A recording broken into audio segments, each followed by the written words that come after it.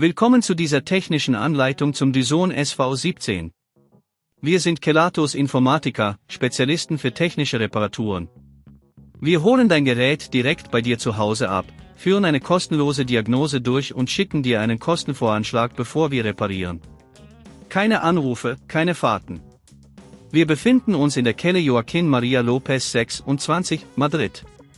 Bequem, transparent und professionell. Link in der Beschreibung. Wenn dein Dyson SV17 komische Geräusche macht, kann das auf einen defekten Motor hinweisen. Oftmals geschieht dies, wenn sich Schmutz oder Staub im Inneren angesammelt hat oder wenn das Lager des Motors verschlissen ist. Wenn du das Problem nicht rechtzeitig behebst, kann es zu weiteren Schäden führen, die die Reparaturkosten erhöhen. Für diese Reparatur benötigst du einige Werkzeuge, darunter einen Kreuzschlitzschraubendreher, einen Torx-Schraubendreher, eine Zange und eventuell eine neue Motoreinheit, falls die alte beschädigt ist. Um sicher zu öffnen, beginne damit, die Schrauben an der Unterseite des Geräts zu entfernen. Achte darauf, die Schrauben an einem sicheren Ort aufzubewahren. Sobald die Schrauben entfernt sind, kannst du vorsichtig das Gehäuse abnehmen.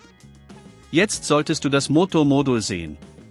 Um den defekten Motor zu lokalisieren, höre genau hin, wo die Geräusche herkommen. Manchmal kannst du auch Vibrationen fühlen. Um den Motor zu extrahieren, musst du wieder einige Schrauben lösen, die ihn halten. Achte darauf, dass du vorsichtig mit dem Torx-Schraubendreher arbeitest, um die Schrauben nicht zu beschädigen.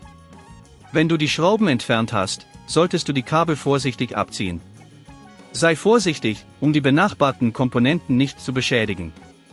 Wenn dir das an dieser Stelle zu kompliziert wird, denk daran, dass wir bei Kelatos dein Gerät zu Hause abholen und es dir repariert zurückschicken.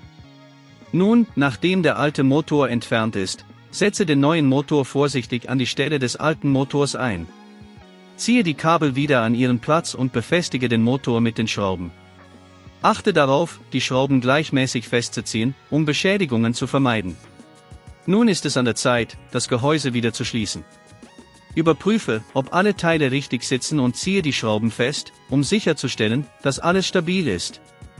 Bevor du das Gerät wieder in Betrieb nimmst, teste es kurz, um sicherzustellen, dass die Geräusche verschwunden sind.